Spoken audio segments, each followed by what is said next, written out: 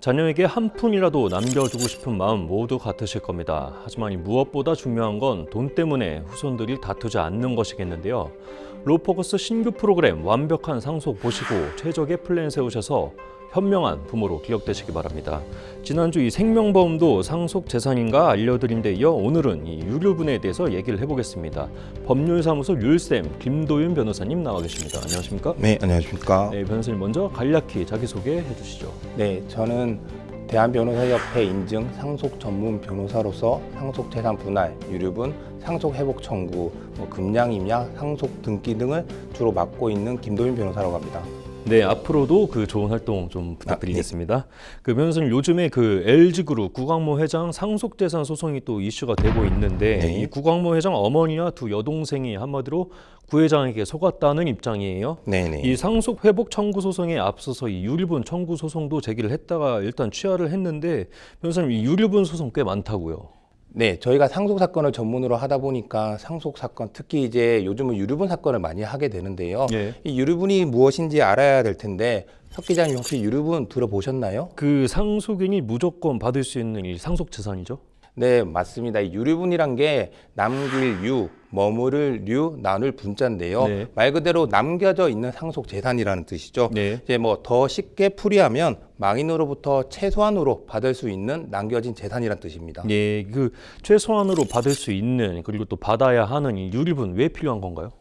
피상속인이 상속 재산을 공동 상속인들에게 이제 공평하게 분배해 주시면 이런 문제가 생기지 않는데요.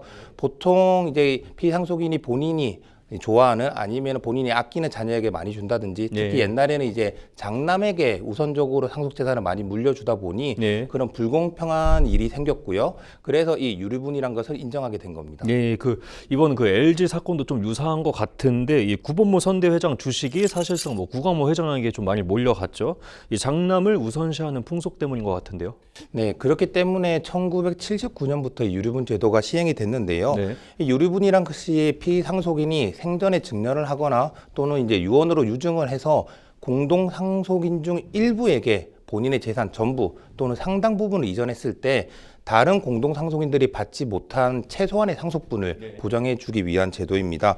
이 유류분은 보통 자녀의 경우에는 법정 상속분의 2분의 1이 되고요. 네, 그 지금 LG 사건으로 좀 보면은 이 배우자 1.5 그리고 이 세 자녀가 1대1대1 나누는 게 이제 네. 법정 상속분이고 그에 대해서 2분의 1이 이제 유류분일 텐데 네. 그 44년간 이어진 제도인데 아직도 문제가 좀 되고 있어요. 이 유류분이란 것이 사실 피상속인의 이제 생전에 내가 내 재산을 처분할 자유 그리고 이거 재산을 받은 사람이 또 억지로 어떻게 보면 강제적으로 뺏기는 제도다 보니 네. 이게 헌법에 좀 위반되는 것이 아닌가. 네. 그래서 많은 문제 제기가 있었고요. 실제로 2007년에는 이에 대해서 헌법 소원이 제기된 적도 있었습니다. 네, 그때 헌재가 어떻게 결론을 내렸죠? 헌법재판소에서는 이 유류분 제도가 기본권 제한의 한계를 벗어난 것이 아니다라고 하면서 위헌이 아니라고 판단을 했죠. 네, 그 최근 또 헌재에서 그 공개 변론이 있었다고 들었는데요. 네, 유류분에 대해서 위헌 법률 심판이나 또는 헌법 소원 등이 제기해서 지금 심리 중에 있고요. 특히 이제 요즘은 유류분에 대해서 가장 비판적인 견해가 아무래도 불효자들, 피상속인을 부양하지 않은 자녀나 네. 혹은 피상속인을 이제 키우지 않은 부모가 갑자기 나타나서 이러한 상속 재산이나 유류분을 청구하는 건데요. 네. 예를 들어서 뭐 고 구하라 씨 사건 같은 게 있죠. 네, 그 유류분이 취지는 좋은데 방금 말씀드렸다시피 구하라 사건 보면 또 폐해가 있는 것 같아요. 이 구하라 씨 9살 때 집을 나갔다가 한 20년 만에 돌아왔는데 이 구하라 씨 상속분을 주장해서 한 40% 정도 가져갔죠. 네, 맞습니다. 이 민법 제1004조에서 상속 결격 사유를 규정하고 있는데요. 이 상속 결격 사유에는 피상속인을 살해하거나 혹은 뭐 유언을 위조, 변조하는 경우만 규정하고 있을 뿐 이렇게 부양 의무를 이행하지 않은 경우는 상속 결격 사유로 규정하고 있지 않습니다. 네. 그러다 보니 피상속인을 뭐 부양하지 않은 자녀라든지 혹은 키우지 않은 부모도 나중에 피상속인이 사망하게 되면 당연히 상속을 받게 되는 문제가 생기게 네. 되는 거죠.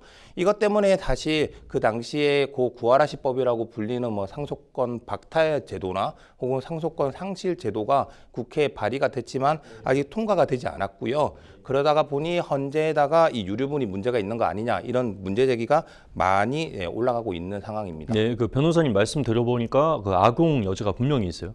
네, 맞습니다. 아무래도 이게 산업 구조가 변화되고 가족 형태도 변화가 많이 됐고요. 그에 따라서 사회적 인식 등이 많이 변하다 보니까 유류분 제도의 그 나쁜 점, 폐해들이 많이 부각이 되고 있는 상황입니다. 네. 그래서 실제로 법무부에서는 이 형제 자매 유류분권을 삭제하자는 이 법안을 냈고 그것을 입법 예고하기도 했습니다. 네, 그 무엇보다 또 중요한 건 이 유류분 소송도 청구해야 하는 소멸시효가 있다고요. 네, 유류분 반환 청구권은 유류분 권리자가 상속의 개시, 즉 피상속인이 사망한 시점이죠. 그 사실을 알고 본인이 뭐 그전 증여나 유증된 사실을 알았을 때로부터 1년, 그리고 피상속인이 사망한 때로부터 10년 내에 제기를 해야 되고요. 그 제기는 꼭 소송으로 하실 필요는 없지만 네. 어쨌든 그 기간 안에 청구를 해야만 유류분을 받으실 수가 있습니다. 네, 그 앞으로 그 유류분 소송 제도 이게 좀 바뀔 전망은 좀 어떻게 보십니까? 저희가 이제 헌법재판소에서 어떤 결정을 내릴지 사실 섣불리 속단할 수는 없습니다. 네. 다만 이제 계속 유류분에 대해서 문제가 되는 것은 결국 사회적인 인식이 많이 변화가 됐고요. 네. 또 그만큼 경제 상황도 변화가 됐고요. 말씀드린 대로 이제 불효자나 부양 의무로 이행하지 않은 상속인들이 받아간다는 것에 대한 엄청난 이제 사회적인 뭐 공분이나 문제 제기가 있기 때문인데요. 네. 그럼에도 아직까지 일부 아들 선호 사상이나 장남 선호 사상이 있고요. 네. 또 상속인에 의해서 피상속인이 이제 유언이나 증여를 하게 되는 문제점도 있고요. 그리고 다른 상속인의 생존권 보호나 뭐 상속 재산 형성에 대한 기대 등을 보호할 필요성이 있기 때문에 네. 헌법재판소에서 뭐 전적으로 쉽게 위헌 결정을 내리기는 쉽지 않을 것으로 판단이 됩니다. 네. 자, 법률사무소 율쌤 김도윤 변호사님과 유류분에 대해서 얘기해 봤습니다. 감사합니다.